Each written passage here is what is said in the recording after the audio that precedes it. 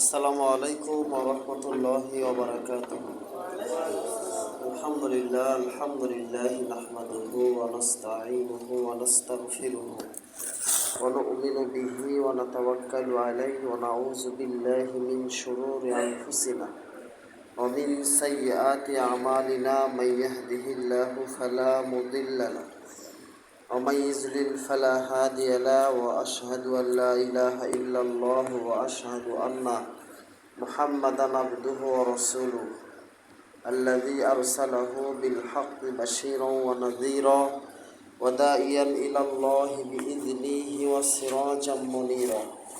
فقد قال الله تعالى في كلامه المجيد والفرقان الحميد. فأعوذ بالله من الشيطان الرجيم. بسم الله الرحمن الرحيم. يا أيها الذين آمنوا اتقوا الله حق تقاته ولا تموتن إلا وأنتم مسلمون. يا أيها الناس اتقوا ربكم الذي خلقكم من نفس واحدة وخلق منها زوجها وبث منهما رجالا كثيرا ونساء واتقوا الله الذي تسألون به والأرحام إن الله كان عليكم رقيبا. يا أيها الذين آمنوا اتقوا الله وقولوا قولا سديدا يصلح لكم أعمالكم ويغفر لكم ذنوبكم ومن يطع الله ورسوله فقد فاز فوزا عظيما. عن ابن عباس رضي الله تعالى عنهما قال قال رسول الله صلى الله عليه وسلم ما من أيام العمل الصالح فيهن أحب إلى الله من هذه الأيام العشرة. قالوا ولا الجهاد في سبيل الله؟ قال ولا الجهاد في سبيل الله إلا رجل خرج بنفسه وماله فلم يرجع من ذلك بشيء. عن براء بن عازب رضي الله تعالى عنه قال قال رسول الله صلى الله عليه وسلم أربع لا تجوز في الأضاحي أورعوها والمريضة بين مردوها والأرجع بين ضلعها والكثير التي لا تلقى. রাহুন নাসাই। আলহামদুলিল্লাহ, প্রশংসা আল্লাহ রব্বুল আলামিনের জন্য, যিনি এই ধান কাটামারির মৌসুমে আমাদেরকে সকল প্রকার ব্যস্ততাকে পরিহার করে আল্লাহর সন্তুষ্ট অর্জন করার জন্যই আগে ভাগে মসজিদের জন্য কবুল করেছেন। সে আল্লাহর শুকরিয়া করি, আলহামদুলিল্লাহ। আল্লাহর আবারও একটু প্রশংসা করি। আমাদের গ্রামে কত শত মানুষ, নারী পুরুষ, কার বাড়িতে কাজ নেই? সবার বাড়িতে কম বেশি কাজ আছে। এরপরেও যারা আসতে পারেনি, হতভাগা। মানুষের মরণ কার কখন কোথায় হবে কেউ জানে না। গতকাল আমাদের ফুলবাড়িতে একজন কাপড় ব্যবসায়ী গোবিন্দগঞ্জ দোকানদার ইন্তিকাল করলেন। বগুড়াতে না কোথায় যেন কাপড় কিনতে গিয়ে সেখানেই শেষ। উনি যদি জানতেন যে এটাই ওনার শেষ মার্কেট করা হবে, মাল সামানা কেনা হবে, তাহলে কি উনি যেতেন না। তাই আমরা আমাদের কর্মকাণ্ডগুলো করে থাকি, আমরা কেউ জানি না আমাদের মরণ কখন হবে। এই যে সম্পদ আমরা আয় উপার্জন রোজগার করছি, নিজের জন্য কি? কখনই নয়। আমি ইন্তিকাল করব, কাফনের কাপড়ের কি পকেটে এগুলো ভরে দেবে না, সব আমার সংসার, ছেলে মেয়ে স্ত্রী তাদের জন্যই রেখে যেতে হবে। তাহলে আপনার কি আর আমার কি? ইবাদত থেকে আমরা কেন গাফিল হয়ে যাই? আপনারা গত সপ্তাহে যে আলোচনা শুনেছেন, যদি আমল করতে পারেন তাহলে আপনাদের সফলতা। কিন্তু এত কিছু জানার পরেও যদি আমরা মানার চেষ্টা না করি তাহলে সমস্যা। আমরা আল্লাহর প্রশংসা আবারও করি, যিনি আমাদেরকে বেছে বেছে আজানের আগে মসজিদে আসার তৌফিক দান করেছেন। বলি আলহামদুলিল্লাহি রাব্বিল আলামিন। শান্তির বারিধারা অবতীর্ণ হোক আমাদের প্রিয় নবী মুহাম্মদ রাসূলুল্লাহ সাল্লাল্লাহু আলাইহি ওয়াসাল্লামের উপর, যিনি জিলহজ মাসের প্রথম 10 দিন এমনভাবে ইবাদত করতেন যা অন্য কোনো দিনে তিনি ইবাদত করতেন না। যিনি আমাদেরকে এই জিলহজ মাসের শিক্ষা নেওয়ার তৌফিক দান করেছেন, সেই নবীর উপর দরুদ পাঠ করি। আল্লাহুম্মা সাল্লি আলাইহি আল্লাহুম্মা বারিক আলাইহি। সম্মানিত উপস্থিতি, আজকে জিলকদ মাসের 27 তারিখ, জ্যৈষ্ঠ মাসের 1 তারিখ। তো আর মাত্র 3 দিন বাকি আছে। 3 দিন পরেই জিলহজের চাঁদ উঠবে। জিলহজের চাঁদ উঠলেই আমাদের আমল আকীদাগুলো অন্য দিনের চাইতে বেশি বেশি করতে হবে। এই মাসের ফজিলত অসংখ্য। এই মাসের সর্বোত্তম ফজিলত হচ্ছে আরাফার দিনের সিয়াম। এই মাসের সর্বোত্তম আমল হচ্ছে 10 তারিখের কোরবানি করা। এই মাসের সর্বোত্তম আমল হচ্ছে মৌলিক ইবাদত হজ আদায় করা। আমাদের দেশ থেকে অনেক ব্যক্তি, অনেক মহিলা হজে গিয়েছেন। আল্লাহ তাদের হজকে কবুল করুক, আল্লাহুম্মা আমিন। আল্লাহ তাদের যাবতীয় বালা বিপত্তি, রোগ থেকে তাদেরকে পরিত্রাণ দান করুক, আল্লাহুম্মা আমিন। তারা যেন আমাদের জন্য দোয়া করতে পারে, নিজের জন্য দোয়া করতে পারে। আল্লাহ তাদের হজের আহকাম, তারবিয়াত সবগুলো যেন সঠিকভাবে আদায় করার তৌফিক দান করেন, আল্লাহুম্মা আমিন। সম্মানিত উপস্থিতি, তাহলে জিলহজ মাস আসতে আর মাত্র 3 দিন বাকি। আগামী সোমবার আমাদের জিলকদ মাস শেষ হবে। সোমবারের মাগরিব থেকে শুরু করে জিলহজ মাস শুরু হবে। এই জিলহজ মাস শুরু হতেই আমাদের কিছু করণীয় আছে, যা নবী করিম সাল্লাল্লাহু আলাইহি ওয়াসাল্লাম বলেছেন। যখন কোনো ব্যক্তি জিলহজ মাসের কোরবানির ইচ্ছা পোষণ করবে, তখন সে যেন তার চুল নখ কাটা থেকে বিরত রাখে। ঈদের দিনে এইগুলো করলে, এইগুলো হাদিস আমরা সবাই কিন্তু জানি, স্মরণ করে দেওয়ার জন্য বলছি। এখনও যারা মসজিদে উপস্থিত হতে পারেনি তাদেরকে আপনারা জানাবেন, আগামী সোমবার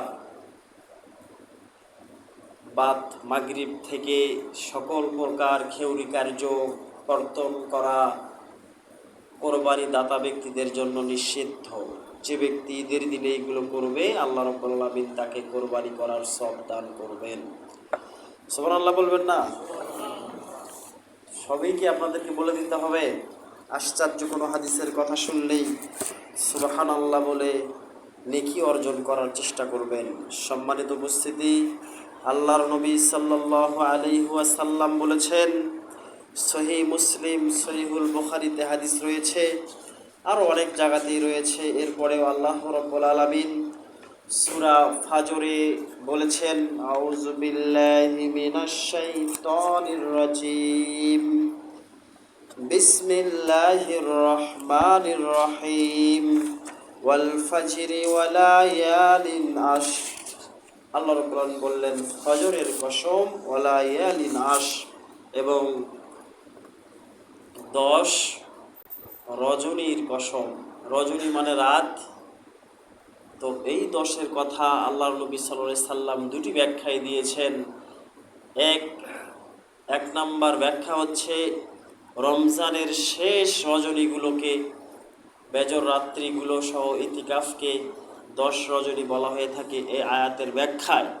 এবং দিন সময়ের ভেতরে পৃথিবীতে যতগুলো দিন আসবে এই দিন সময়ের ভেতরে সর্ব উত্তম দিন হচ্ছে জিলহজ মাসের প্রথম দশকের দিন। আল্লাহ নবী সাল্লাল্লাহু আলাইহি সাল্লামের আমলগুলো ছিল জিলহজের প্রথম থেকে ঈদের আগ পর্যন্ত, আরাফার দিন পর্যন্ত আল্লাহ নবী সাল্লাল্লাহু আলাইহি সাল্লাম একাধারে 10টি সিয়ামই পালন করতেন। 9টি সিয়াম হয়, 9টি পালন করতেন। অন্য অন্য নফল ইবাদতগুলো আল্লাহ নবী সাল্লাল্লাহু আলাইহি সাল্লাম করতেন, আমাদেরকেও করা দরকার। আমরা শুধু আরাফার দিনের সিয়ামটি করি। যদি আমরা সুযোগ পাই, এখন আমাদের শরীর মস্তিষ্ক ভালো আছে, আমরা একটু আল্লাহর পথে সময় দেই। আমরা যারা বিভিন্ন ব্যবসার সাথে জড়িত, সকালে যাই রাতে আসি, আমরা যদি চেষ্টা করি যে আমরা একটা দিন সিয়াম পালন করব, আল্লাহর সন্তুষ্টি অর্জন করব, আমরা কিন্তু পারবো, কিন্তু আমরা করি না। আমরা আল্লাহর পথে সময় দেই না, আমরা অন্য পথে ঠিকই সময় দেই। আল্লাহ যেন আমাদেরকে বোঝার তৌফিক দান করেন, আল্লাহুম্মা আমিন। সম্মানিত উপস্থিতি, আল্লাহ রাব্বুল আলামিন বললেন এই 10টি দিনের ইবাদত হবে অন্য দিনের ইবাদতের চাইতে সর্বোত্তম। অন্য দিনে আমরা যেভাবে নফল ইবাদত করতাম, অন্য দিনে আমরা যেভাবে দান সাদকা করতাম, এই 10 দিনে আমরা আরো বেশি বেশি করব। আমরা পড়তাম 5 পৃষ্ঠা কোরআন মাজিদ, আমরা এই 10 দিনের ভিতরে পড়ব 10 পৃষ্ঠা, 20 পৃষ্ঠা, আরো যত পারি তত পড়ব। আমরা নফল সালাতে দাঁড়িয়ে যাব, নফল দান সাদকা করব, আর আত্মীয় স্বজনকে বেশি বেশি দাওয়াত করব, পাড়া প্রতিবেশী যে কোনো ভাই বোনদের সাথে, মাহরাম যারা আছে, গয়ের মাহরাম যারা আছে, সব দিকে লক্ষ্য রেখে যাদের সাথে কথা বলা জায়েজ, এই ধরনের নারী পুরুষ সবার সাথে আমরা কথা বলবো, তাতে আমাদের সওয়াব হবে। যেমন আল্লাহ নবী সাল্লাল্লাহু আলাইহি সাল্লাম বলেছেন, কাউলুম মারুফুন সাদাকাতুন, একজন মানুষের সাথে ভালো ব্যবহার করা, একজন মানুষের সাথে ভালোভাবে কথাবার্তা বলাও হচ্ছে সাদাকা। বলেন সুবহানাল্লাহ। তাহলে আমি যদি আমার পড়শির খোঁজ খবর নেই, আমি যদি আমার পড়শির সাথে ভালো আচরণ করি, আমি যদি আমার পড়শির দেখভাল করি, তার সাথে কথাবার্তা বলি, তাহলে আল্লাহ রাব্বুল আলামিন আমলনামায় সওয়াব লিখে দেবেন। সুবহানাল্লাহ। অনেক দিন হচ্ছে আমি আমার পড়শির সাথে কথা বলি না, দেখি তো আজকে দূর থেকে একটা সালাম দেব মীমাংসার জন্য, দেখবেন আল্লাহ কাজ খুব সহজ করে দেবে। এমনও ব্যক্তি আমরা আছি, হয়তো বা কারোর সাথে জুলুম করে ফেলেছি, জুলুম হয়ে যাচ্ছে, আমরা যদি আল্লাহ রাব্বুল আলামিনের কাছে এই জুলুম থেকে পরিত্রাণ চাওয়ার জন্য সেই পড়শি কিংবা গ্রামবাসীর কাছে ক্ষমা চেয়ে নেই, তার সাথে কথাবার্তা বলি, দেখবেন সে নরম হয়ে যাবে, সে আপনার সাথে কথা বলবে। অতীতের যে যাবতীয় গুনাহের কর্মকাণ্ড ছিল সে সবগুলোকে ক্ষমা করে দেবেন। আল্লাহর নবী সাল্লাল্লাহু আলাইহি ওয়াসাল্লাম বলেছেন, হাদিসটি ইবনে আব্বাস থেকে বর্ণিত, তিনি বলেন, হাদিসটি ইবনে আব্বাস পিতা এবং পুত্র থেকে বর্ণিত, তারা উভয়ই বলেন, ক্বালা রাসূলুল্লাহ সাল্লাল্লাহু আলাইহি ওয়াসাল্লাম, আল্লাহর নবী সাল্লাল্লাহু আলাইহি সাল্লাম বলেছেন, মা মিন আইয়ামিল আমালুস সলিহু ফিহিন্না আহাব্বু ইলাল্লাহি মিন হাযিহিল আইয়ামুল আশার। আল্লাহ নবী সাল্লাল্লাহু আলাইহি সাল্লাম বলছেন যে আল্লাহর নিকটে সবচাইতে আহাব্বু আমাল, সবচাইতে ভালো আমল হচ্ছে এই জিলহজ মাসের প্রথম দশকের আমল। আল্লাহর নবী সাল্লাল্লাহু আলাইহি সাল্লামের সাহাবীগণ বললেন, আমরা আমল থেকে অনেক দূরে আছি, নবীর নাম শুনলে সাল্লাল্লাহু আলাইহি সাল্লাম বলতে হয় আমরা সবাই জানি, কিন্তু আমরা আমল করতে চাই না। সবাই নয়, দুই একজন হয়তো বা আমরা করে থাকি, কিন্তু আমরা যদি খুতবাকে মনোযোগ দিয়ে না শুনি, খুতবার কর্মকাণ্ডগুলোকে যদি আমরা সঠিকভাবে আদায় করতে না পারি, তাহলে এই খুতবা আপনার আমার কি উপকারে আসতে পারে।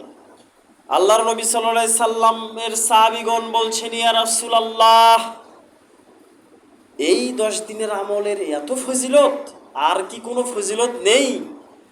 সাহাবীগণ বললেন, ইয়া রাসূলুল্লাহ, জিহাদও কি নয়?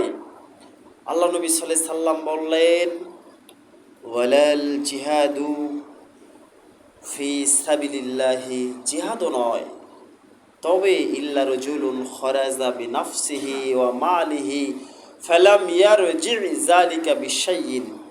আল্লাহ নবী সাল্লাল্লাহু আলাইহি সাল্লাম বললেন, ওই ব্যক্তি যে যুদ্ধে গিয়ে তার মাল সামানা শেষ করেছে, নিজেও শহীদ হয়েছে আর ফিরে আসেনি, এই ব্যক্তি ব্যতীত এই ব্যক্তির মর্যাদা অনেক বেশি।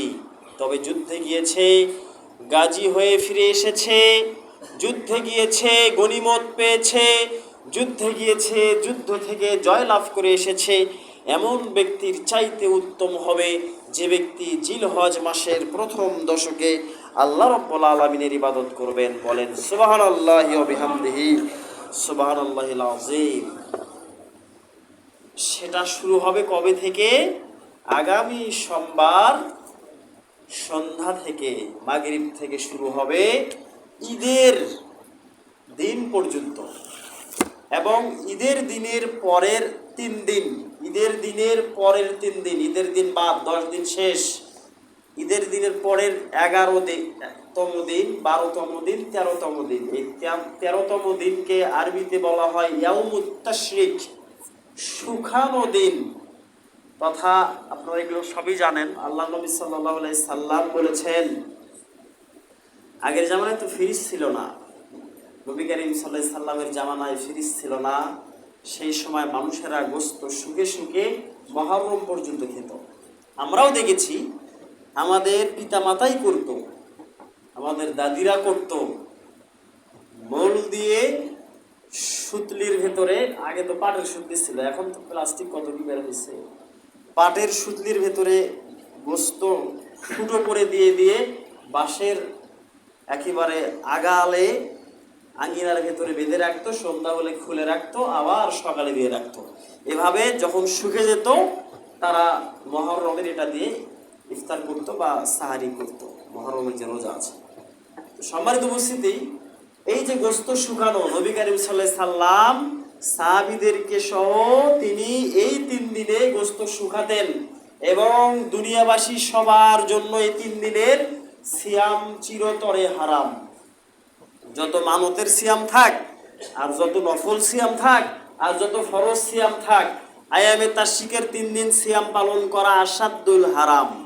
আল্লাহ নবী সাল্লাল্লাহু আলাইহি সাল্লামের সাহাবীগণ গোশত নাড়াচাড়া করতেন, শুকাতেন আর খেতেন। আনন্দ, এটা ঈদের একটা আনন্দ, খেতেন। এই 3 দিন সিয়াম পালন করা হারাম, আর 2 ঈদে সিয়াম পালন করা হারাম। এই হচ্ছে মোট 5 দিন। এই 5 দিনে যত মানতের সিয়াম হোক, ফরজ হোক, নফল হোক, ওয়াজিব হোক, সুন্নাহ হোক, মুস্তাহাব হোক, যে সিয়ামই হোক, সবই হারাম। এই দিনের পরিবর্তে অন্য দিনে রাখবেন। আল্লাহ যেন বোঝার তৌফিক দান করেন, আল্লাহুম্মা আমিন। এমনও ব্যক্তি আছে রমজানে অসুস্থতার কারণে সিয়াম পালন করতে পারেনি, সে অসুস্থতা এমন বৃদ্ধি পেয়েছে এখনো পারেনি, সে মনে করলো যে আগামীকাল শনিবার থেকে ধরি, দেখা গেল যে ঈদ পড়ে গেল, আমার তো 1 মাসের সিয়াম আছে, সে এই 4 দিন, আয়ামে তাশরিকের 3 দিন, ঈদের দিন, এই 4 দিন ব্যতী রেখে অন্য দিনে সিয়াম পালন করবে। আর কোনো ব্যক্তি যদি জুম্মার দিনকে কেন্দ্র করে, আজকে জুম্মার দিন, আজকেই শুধু সিয়াম রাখবো, এটা হারাম। আপনি 2টা সিয়ামের মানত করেছেন, 2টার নিয়ত করেছেন, মনে করলেন শুক্রবারে একটা করব, শনিবারে একটা করব, বৃহস্পতিবারে একটা করব, শুক্রবারে একটা করব, কোনো সমস্যা নাই। শুক্রবারের সিয়ামের সাথে অন্য একটা সিয়াম যোগ করে রাখলেই কোনো গুনাহ হবে না, কিন্তু খাস করে জুম্মার দিনে রাখলে গুনাহ হবে। আল্লাহ আমাদেরকে বোঝার তৌফিক দান করুক, আল্লাহুম্মা আমিন। সম্মানিত উপস্থিতি, আল্লাহর নবী সাল্লাল্লাহু আলাইহি সাল্লাম বেশ কয়েকটি তার হাদিস আমি পাঠ করেছি, সে হাদিসগুলো আপনাদেরকে সংক্ষেপে শুনে আজকের খুতবা শেষ করার চেষ্টা করব ইনশাআল্লাহ। এবারে আমরা একটু আসি, 8 প্রকারের পশু দিয়ে কোরবানি করতে হয়।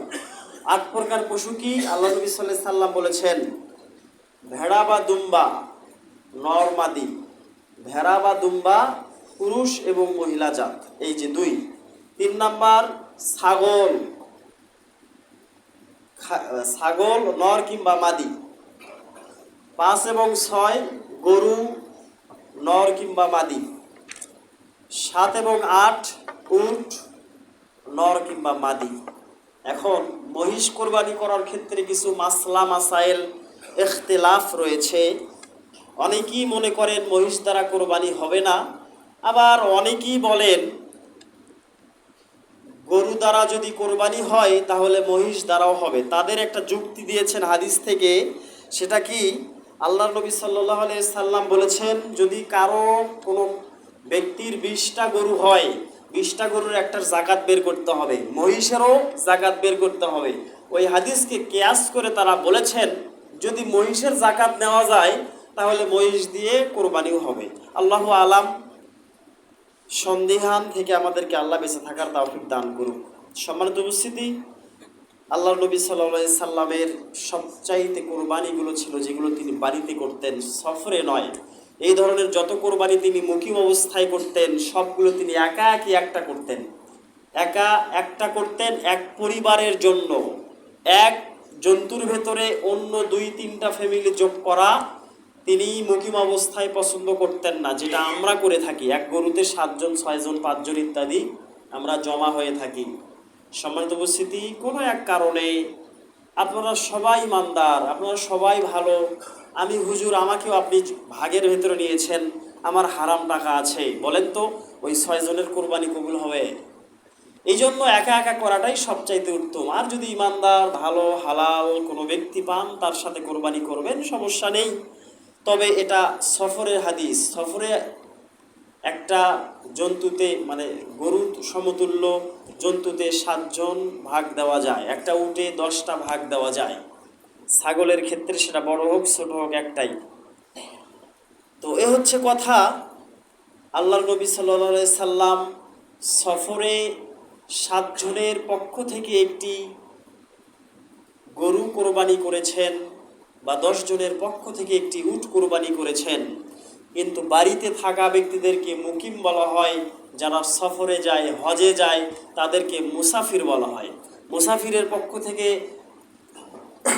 7 জনের পক্ষ থেকে একটি অথবা 10 জনের পক্ষ থেকে একটি উট, আর বাড়িতে মুকিম অবস্থায় একা একটি কুরবানি সবচাইতে বেশি উত্তম।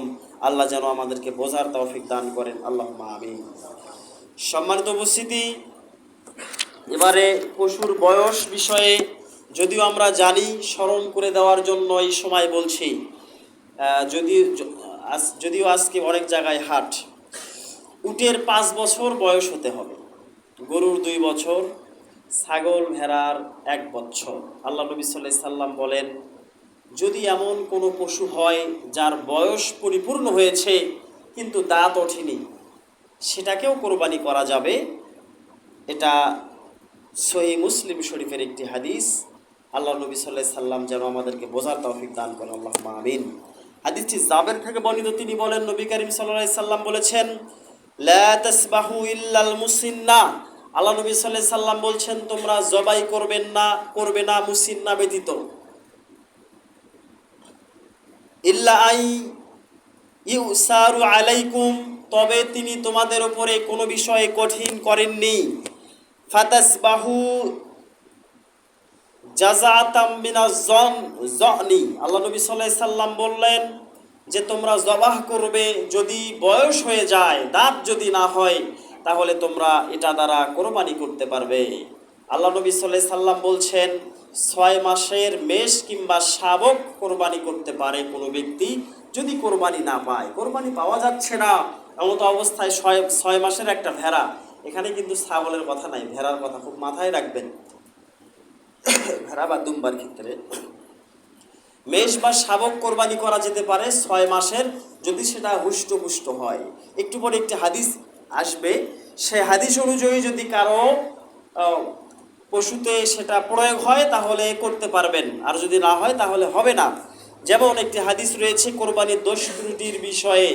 আল্লাহর নবী সাল্লাল্লাহু আলাইহি সাল্লাম বলেছেন, তার প্রসিদ্ধ একজন সাহাবী বারা ইবনে আযিব হতে বর্ণিত, তিনি বলেন নবী করিম সাল্লাল্লাহু আলাইহি সাল্লাম বলেছেন আরবাউন লা তাজুজুন ফিল আদওয়াহি। 4 প্রকারের দোষ যদি কোনো জন্তুতে থাকে, কোনো পশুতে থাকে, তাহলে তার দ্বারা কোরবানি হবে না। 4 প্রকারের দোষ যদি কোনো পশুতে হয় তাহলে সেই পশু দ্বারা কোরবানি হবে না। 4 প্রকারের দোষ যদি কোনো পশুতে পাওয়া যায় তাহলে সেই পশু দ্বারা কোরবানি হবে না।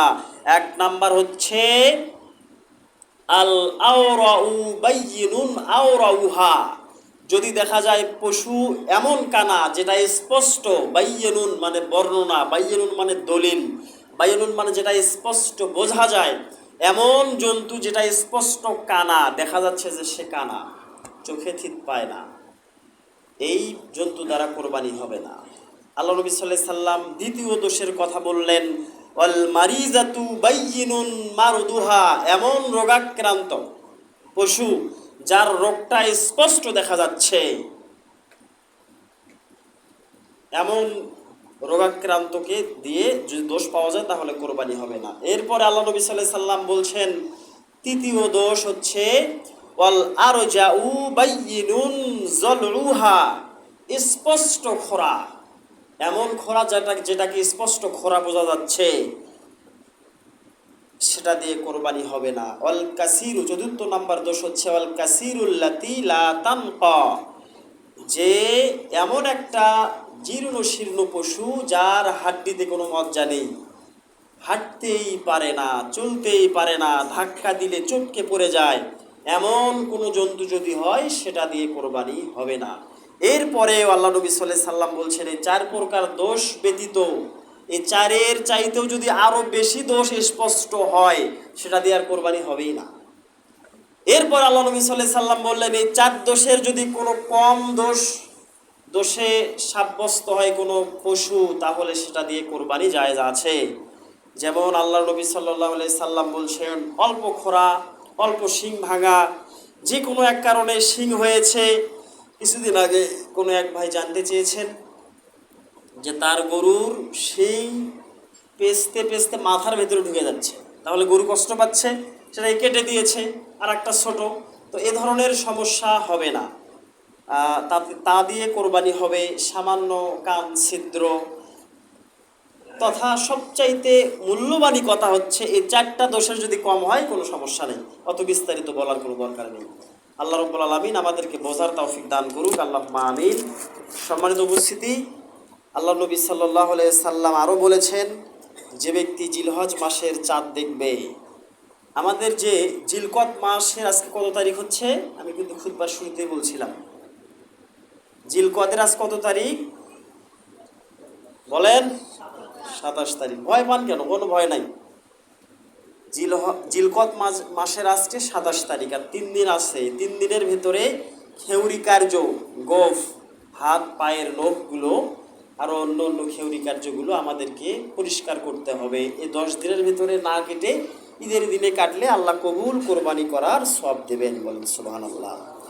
আল্লাহ নবী সাল্লাল্লাহু আলাইহি সাল্লাম বলেছেন যে ব্যক্তি ইজা আরাদা আহাদাকুম আইয়ুদহিয়া, যে ব্যক্তি জিলহজ মাসের কোরবানি করার ইরাদা করবে সে যেন ফালা ইয়ামাসসা মিন শারিহি ওয়া বাশারিহি শাইয়া, সে যেন তার নখ এবং চুল না কাটে।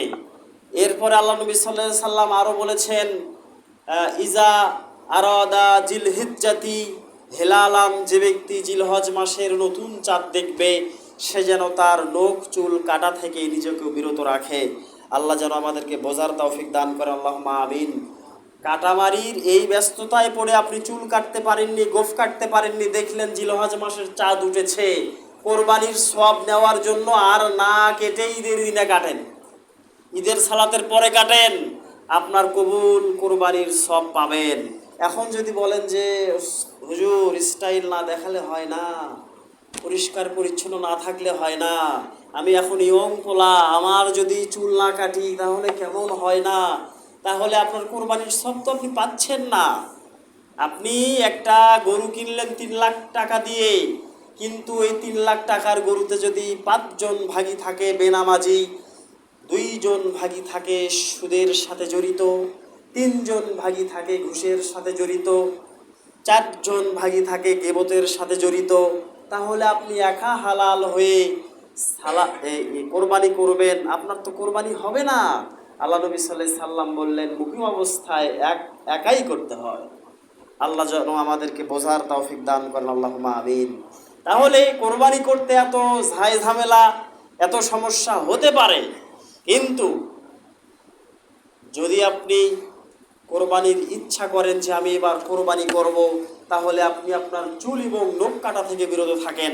এই 3 দিনে যা কাটতে পারেন কাটেন, 10 দিনে কাটবেন না, ঈদের দিনে কাটবেন, কবুল কোরবানির সব পাবেন। আল্লাহ আমাদেরকে বোঝার তৌফিক দান করুন, আল্লাহুম্মা আমিন। সম্মানিত উপস্থিতি, তাহলে আমরা পশুর দোষ সম্পর্কে জানলাম, পশুর বয়স সম্পর্কে জানলাম।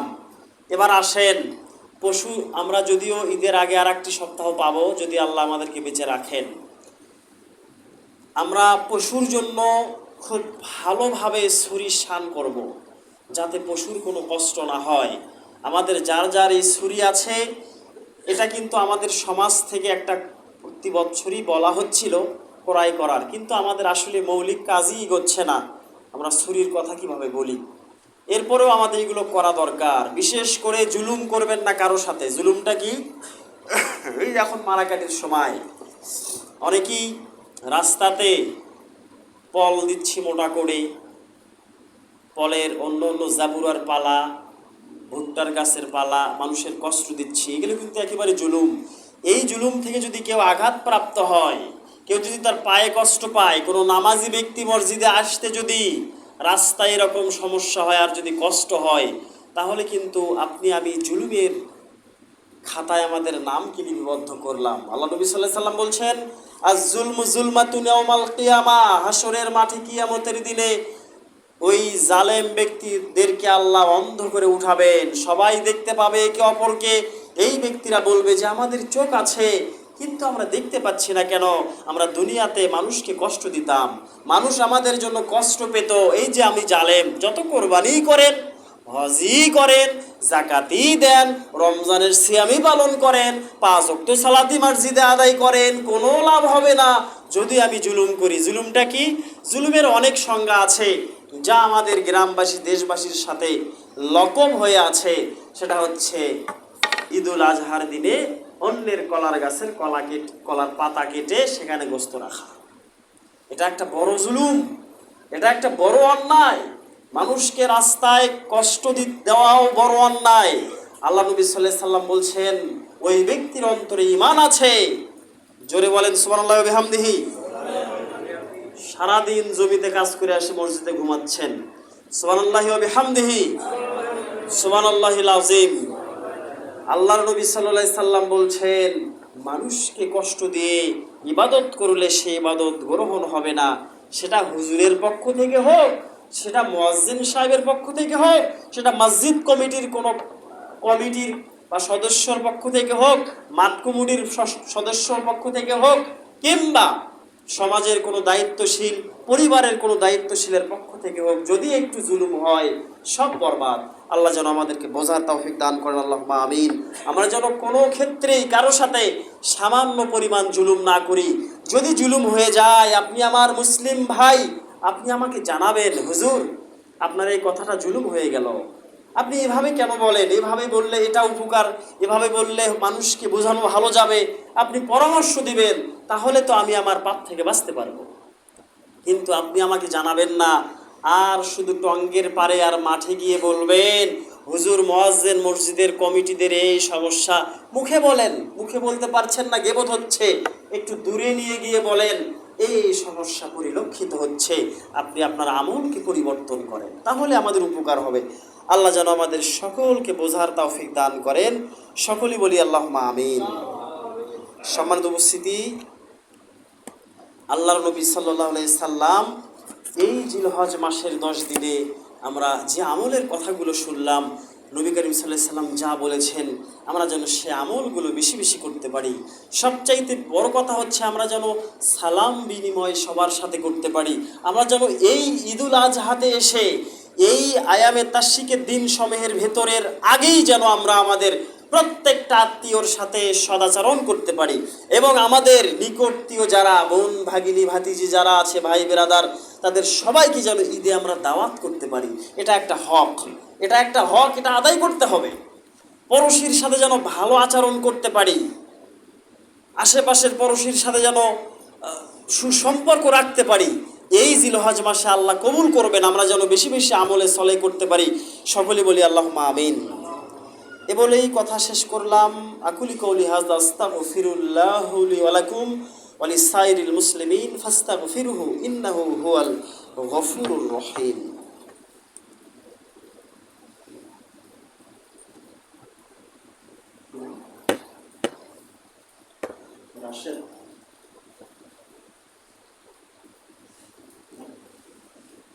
আলহামদুলিল্লাহ আলহামদুলিল্লাহ ওয়াহদা ওয়াসসালাতু ওয়াসসালামু আলা রাসূলিল্লাহ ওয়া বাদ। রব্বানা আতিনা ফিদ দুনিয়া হাসানাতাও ওয়া ফিল আখিরাতি হাসানাতাও ওয়া কিনা আযাবান নার। রব্বি গফিরলি ওয়া লিওয়ালিদাইয়া ওয়া লিল মুমিনিনা ইয়াওমা ইয়াকুমুল হিসাব। সম্মানিত উপস্থিতি, অনেকেই দোয়া চেয়েছেন, অনেকেই চাননি। আমাদের সবার জন্য দোয়া থাকবে। অনেকেই ইদানিং সময়ে আল্লাহ রাব্বুল আলামিন মানুষকে বেশি নিচ্ছেন। আমরা যেখানেই যে দায়িত্ব পালন করি, কেউ ইন্তিকাল করলে সেখানে গেলে সে দায়িত্বের কাছ থেকে ছুটি নিতে হয়। আর মানুষে বলে, হুজুর এতই লোক আপনার ইন্তিকাল করে, কিন্তু তারা বোঝে না যে একটা জানাজায় গেলে মাটি দেওয়া পর্যন্ত 2 কিরাত সব। এই মূল্যবান সবকে আমি কিভাবে শেষ করি? এরপরও আমাদের গ্রামে 2-1 দিন পর পরই মানুষ ইন্তিকাল করছেন। তাদেরকে আল্লাহ প্রিয় মনে করছেন, তাদেরকে নিচ্ছেন। আল্লাহ রাব্বুল আলামিন যেন আমাদেরকে হেদায়েতের ওপর রেখেই নেন, বলেন আল্লাহুম্মা আমিন। আমাদের যারা মৃত্যুবরণ করেছেন, আল্লাহ পাক তাদেরকে যাবতীয় ফিতনা থেকে জান্নাত দান করুক, সকলে বলি আল্লাহুম্মা আমিন। আমাদের যারা অসুস্থ আছেন, আল্লাহ রাব্বুল আলামিন তাদেরকে শিফা দান করুক, আল্লাহুম্মা আমিন। আপনারা সকলে অন্তর থেকে মুহতারাম আমিরে জামাত প্রফেসর ডক্টর মোহাম্মদ আসাদুল্লাহ আল গালিব স্যারের জন্য দোয়া করবেন। আল্লাহ পাক যেন তাকে দেশ সহ সারা পৃথিবীর সামাজিক কাজগুলো করার তৌফিক দান করেন, আল্লাহুম্মা আমিন। সম্মানিত উপস্থিতি, স্বর্গের ধার থেকে রাশেদ নামে একজন প্রবাসী মসজিদে 500 টাকা দান করেছেন, দোয়া চেয়েছেন। আমার মাধ্যমে আপনাদের সকলের কাছে আল্লাহ রাব্বুল আলামিন ভাইয়ের দানকে কবুল করুক, সকলে বলি আল্লাহুম্মা আমিন। আল্লাহ রাব্বুল আলামিন এই ভাই সহ যত প্রবাসী আমাদের গ্রাম থেকে, আশেপাশ থেকে, দেশ থেকে প্রবাসে আছে, আল্লাহ পাক যেন শান্তিতে তাদেরকে ঈদ কাটানোর তৌফিক দান করেন, আল্লাহুম্মা আমিন।